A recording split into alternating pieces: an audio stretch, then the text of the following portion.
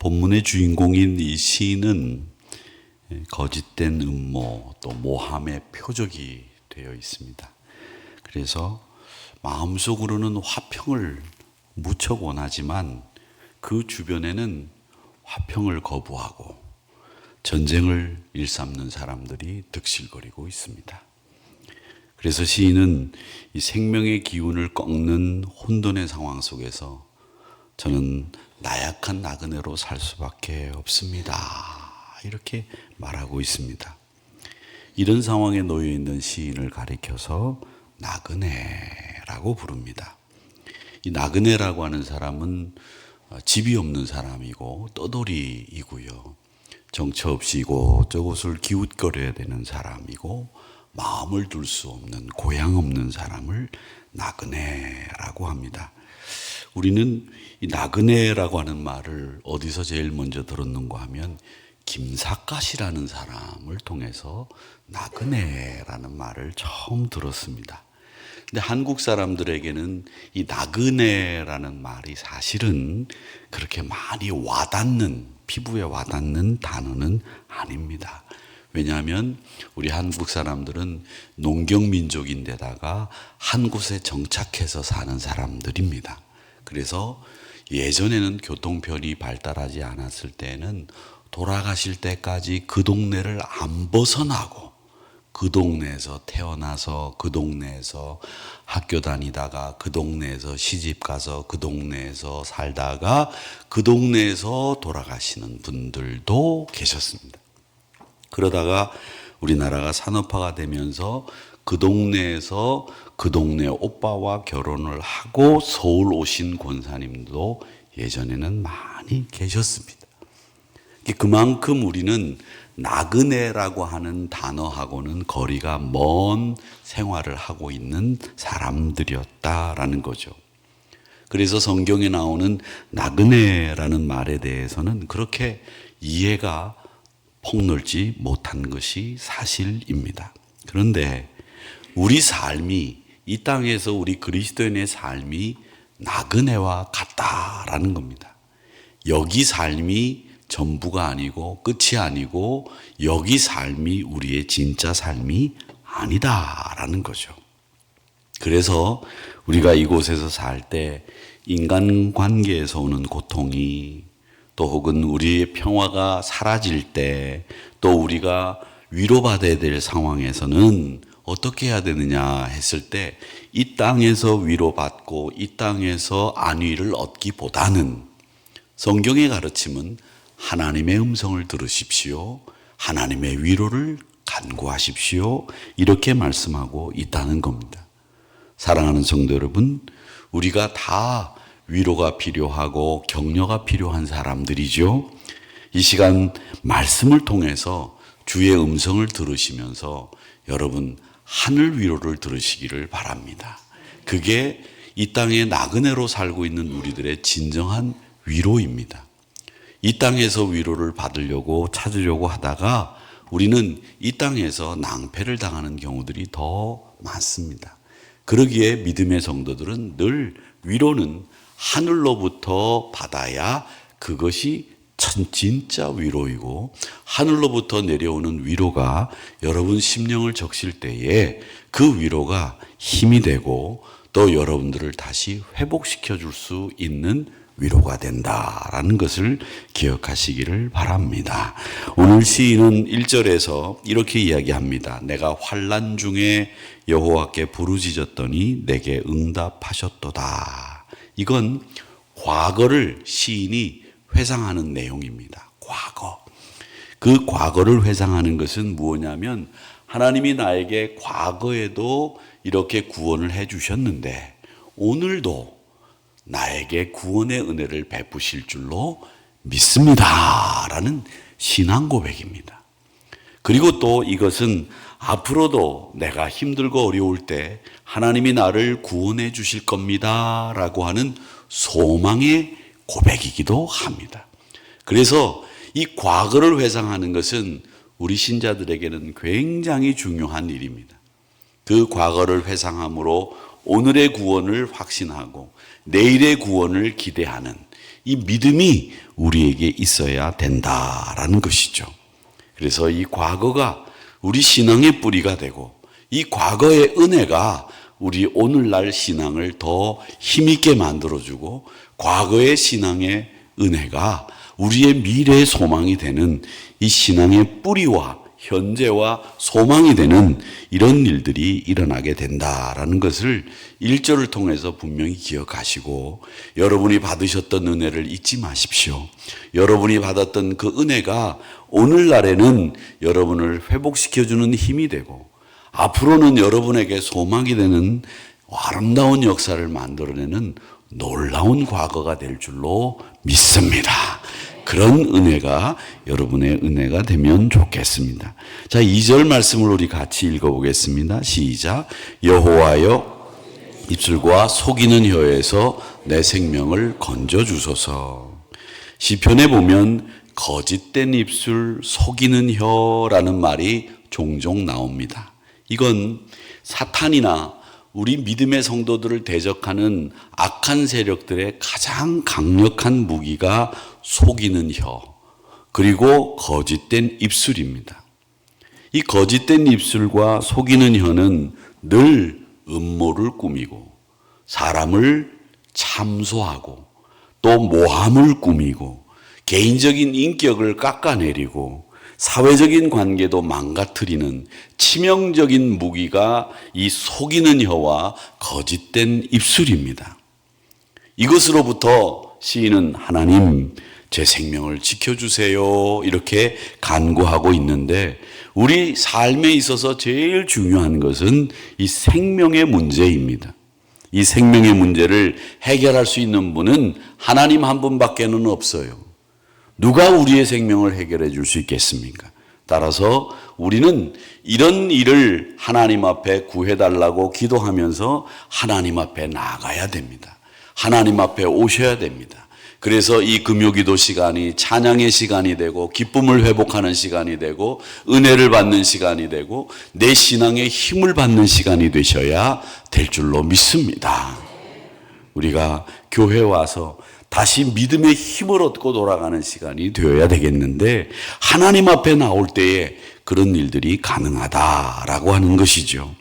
자, 그 다음에 3절과 4절의 말씀은 이 저주입니다. 시인은 뭐라고 얘기하느냐 하면 속이는 혀에게 직접 말씀하고 있는데 너 속이는 혀여 무엇을 내게 주며 무엇을 내게 더할꼬 이렇게 이야기를 하면서 속이는 혀는 속이는 혀에게 내가 뭘 줄까 이 얘기를 합니다.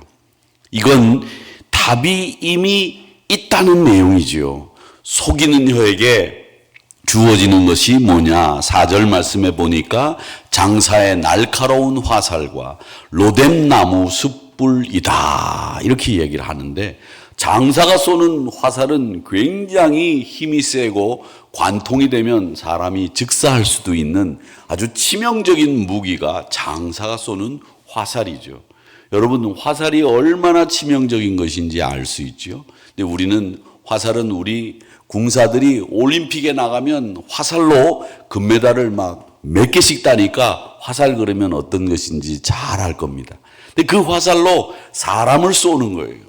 그 쏘는 화살이 사람을 관통해서 생명을 앗아갈 수 있게 만들어주는데 속이는 혀와 이 거짓된 입술을 향해서 장사의 수중에서 날아가는 화살이 그 속이는 혀를 향해서 간다. 그렇게 이야기를 하는 거죠. 그러니까 우리가 사람을 속이고 사람을 모함하고 참소하고 거짓된 혀를 사용하는 것은 그만큼 나쁜 일이고 생명의 위협이 되는 스스로 생명의 위협이 되는 일이다라는 것을 이야기합니다. 또 로뎀나무의 숯불이다 이렇게 얘기를 하는데 여러분 이 숯불은 참숯이 잘 타고 오래가고 고기를 익혀도 맛있습니다. 여러분들은 안 드셔보셨죠? 그저 가스불에만 고기를 구워보셔서 잘 모르시겠지만 이 참숯을 구워야 이 고기 맛이 제대로 나는데 이게 왜 참숯 얘기를 하느냐면 이 로뎀나무 숯불은 로뎀나무가 가늘어요. 그런데 불을 붙이면 아주 오랫동안 탑니다. 즉 꺼지지를 잘 않습니다. 그러니까 로뎀나무 숯불이라는 말은 한번 불이 붙으면 꺼지지 않는 불이라는 말입니다. 이렇게 속이는 혀와 거짓된 입술은 꺼지지 않는 불이 그에게 임할 것이고 장사의 수중에 화살과 같이 관통해서 생명을 앗아가는 이런 일들이 일어나게 될 것이다 라고 시인은 이야기하고 있다라는 겁니다. 여러분, 우리를 대적하는 원수들이 나를 공격하고 나를 넘어뜨리려고 할 때 여러분들은 어떻게 하십니까? 오늘 시인처럼 하나님 앞에 나오세요. 그리고 하나님 앞에 나올 때는 항상 이런 마음 가지고 계셔야 됩니다. 내 힘으로 이길 수 있는 건 아무것도 없습니다. 여러분 힘으로 이기려고 하지 마세요. 내 힘으로 이길 수 있다. 이 문제는 내가 해결할 수 있어. 이건 신앙인의 바른 태도는 아닙니다. 신앙인은 항상 어떤 문제를 만날 때마다 하나님 앞에 맡기고 솔직하게 털어놓고 하나님의 능력을 바라야 됩니다. 그게 맞는 태도입니다. 아멘이십니까? 그렇게 하셔야 됩니다. 여러분, 능력으로 여러분이 충분한 능력이 있다고 하더라도 우리 인간이 생각하는 것은 한계가 있어요. 우리 인간이 풀어내는 문제의 해답은 늘 같은 루트를 걸어가게 돼 있지만 하나님은 기상천외한 문제 해결 방법을 우리에게 제시해 주셔서 생각지도 않았던 일들을 통해서 문제가 해결되는 역사들이 일어난다라는 겁니다. 그게 하나님의 방법이거든요. 그 하나님의 방법을 여러분 기대하시면서 하나님 앞에 맡기세요. 제발 맡기세요. 그리고 하나님의 방법을 강구하시기를 바랍니다. 그럴 때 역사가 일어나고 그럴 때 모든 삐뚤어진 것들이 바로 잡히게 된다는 거죠. 내가 잡으려고 하지 마세요. 내가 잡는 게 아닙니다. 그런데 많은 신자들이 내가 잡으려고 그래요. 하나님 앞에 맡기면 하나님이 바로 잡아주시는데 그걸 내가 잡으려고 하다 보니 힘이 들고 갈등이 생기고 지치게 되고 신앙의 침륜에 빠지는 일들이 생기는 거예요. 여러분, 그러기 때문에 정확하게 하나님 앞에 맡기시고 하나님의 방법을 구하시고 하나님이 해결해 주시기를 원하는 마음으로 하나님 앞에 부복하시는 우리 성도님들이 되시기를 주님의 이름으로 축복합니다. 또 5절에서부터 7절까지 말씀은 시인의 탄원인데 이 매색과 계달의 장막에 머무는 것이 자신에겐 화라고 외치고 있습니다. 이 매색이라고 하는 말, 매색에 머물며라고 하는 이 머물다라는 말이 아까 말씀드린 나그네로 거주하는 걸 이야기하고 계달의 장막에 머무는 것도 역시 장막을 치는 거죠. 여러분, 이 장막을 치는 것은 한 곳에 오랫동안 사는 게 아닙니다. 요즘 이런데 저런데 보면 이 차박을 하시는 분들이 굉장히 많이 계시더라고요. 우리 교회는 제가 아직 파악하기로는 차박을 하고 다니시는 분들은 안 계신 것 같은데 이 젊은 분들은 이 차박을 위해서 SUV 차를 사가지고 거기에다가 쫙 뒤에다가 의자를 펴가지고 이불 깔고 주무시고 거기서 국 끓여 먹고 밥 끓여 먹고 웬갖 고생을 다 하시는 그런 유튜브를 만들어가지고 올리시고 아주 자랑스럽게 생각하시더라고요. 그래서 차도 캠핑카를 사시는 분들이 있는데 여러분, 캠핑카 사실 분들 계시면 생각 다시 하시기 바랍니다. 캠핑카는 살 때 기분이 좋다가 팔고 나면 날아갈 것 같다고 합니다. 그게 캠핑카예요. 남자분들 정신 차리시기 바랍니다. 우리나라에서는 캠핑카를 타고 다닐 데가 없습니다. 왜? 골짜기마다 펜션도 많고 숙소도 많아서 여러분들이 굳이 그 캠핑카를 돈 주고 사가지고 다 쓰지도 못하고 팔지도 못하고 그거 짊어지고 앉아 계셔서 머리 붙잡아 매고 싸매지 마십시오. 캠핑카 살려고 하시는 분들은 저한테 보내시면 제가 제대로 교육시켜 드리겠습니다. 살 필요 없어요. 왜 굳이 차박을 합니까? 3만 원짜리 4만 원짜리 펜션방이 얼마나 좋고 따뜻하고 뜨신 물 나오는 데가 많은데 골짜기 바다. 우리나라 갈 데가 어디 있습니까? 4시간만 다니면 바다인데 무슨 캠핑카를 사요? 그런 돈 있으면 저한테 가져오시면 차라리 다른 걸 사세요. 제가 말씀드리는 게 뭐냐 하면 그렇게 나그네 삶을 동경하는 남자분들이 많아서 이 나가가지고서 혼자 들판에 가가지고 거기서 끓여 먹고 뭐 하면서 아 좋다 그러는데 저는 볼 때마다 저 사람들 참 좋을 거 하나도 없는데 이런 생각을 합니다. 아무리 자동차 의자가 시트를 편하다고 하더라도 침대만 하겠습니까? 하루 이틀이죠. 그렇기 때문에 나그네 인생은 고달픈 거예요. 여러분, 그래서 이 나그네 인생이 고달프다는 걸 이야기하기 위해서 메색과 게달이라는 사람, 민족을 이야기하고 있는데 이 민족은 아주 잔인한 민족들이었습니다.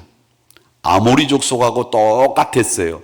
그래서 이 게달과 메색이라고 하는 친구들은 전쟁을 상징하는 민족입니다.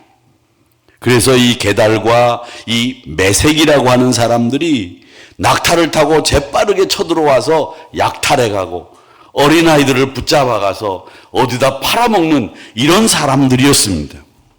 전설적으로 아주 잔혹하기 이를 데 없는 파괴적인 성향을 가진 사람들이었습니다. 근데 그런 사람들 주변에 우리가 나그네로 살고 있다는 것은 한마디로 늘 생명의 위협을 받고 있다는 이야기죠. 그런데도 생명의 위협을 받고 있는데도 하나님이 나를 지켜주시니 내가 안온하게 살겠다라는 거죠. 여러분, 우리 성도들의 삶도 똑같습니다.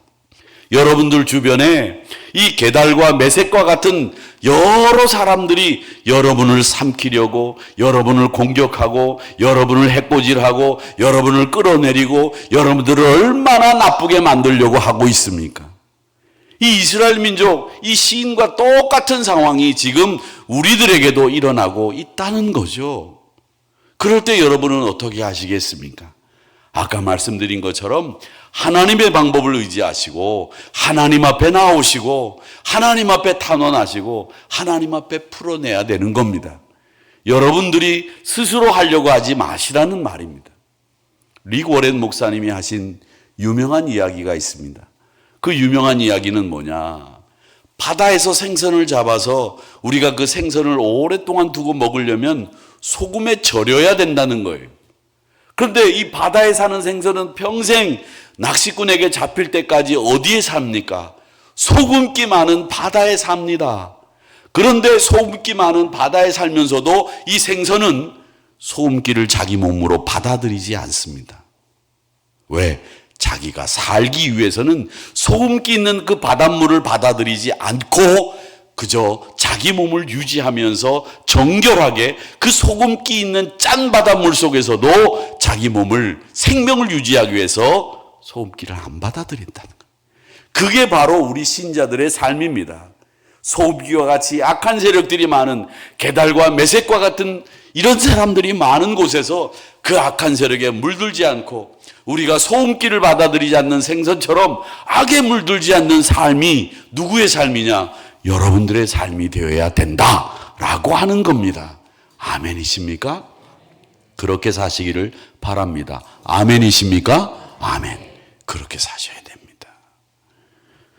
바다와 같은 짠 세상, 메색과 게달과 같은 사람들이 우리 주변에 득실거리고 있는 이 세상에 살지만 소금기를 절대 받아들이지 않는 생선과 같이 늘 순결하고 정결한 삶을 살아가는 우리 하누리 성도님들이 되시기를 주님의 이름으로 축복합니다.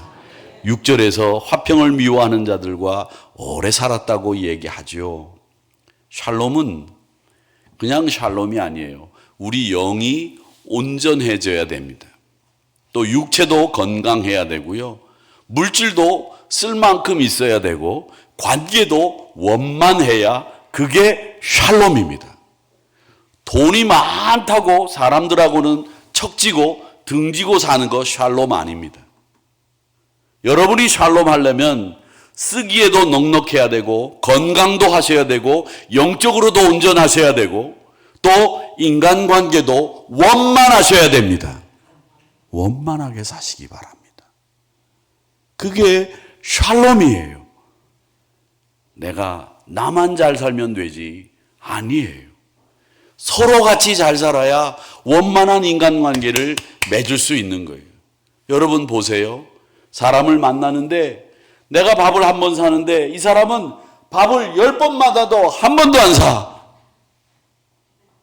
잘 사주는 사람이지만 이 사람이 이제나 저제나 밥 살까 기다리다가 지쳐가지고 그 다음에는 안 만나요. 인간관계를 깨트리는 거죠. 인색함이. 이게 샬롬이 아니라는 겁니다. 그러니까 샬롬에는 인색이 없습니다. 샬롬에는 풍성함이 있는 거예요. 나눠주고 베풀고 건강하고 이게 샬롬인 거예요. 샬롬의 뜻은 완벽하게 온전한 거죠. 여러분들의 삶이 샬롬이 되기를 축복합니다. 그 샬롬이 되셔야 됩니다. 이 화평이라고 하는 것은 하나님이 도우시는 화평이고 샬롬이라고 하는 거죠. 오늘 이 나그네 인생을 사는 시인은 이렇게 메섹과 게달과 같은 악한 세력 속에서도 자기의 순결함을 지키고 하나님의 방법을 의지하는 사람으로 살겠다 고백한다는 거 꼭 기억하시기를 바랍니다. 고통을 헤쳐나가는 방법은 두 가지입니다. 내 외침을 들으시는 하나님과 좋은 관계를 맺는 것이고 또 악의적인 입술에서 나오는 치명적인 험담 앞에서도 하나님이 물리쳐 주실 것을 믿는 소망 중에 거하는 겁니다.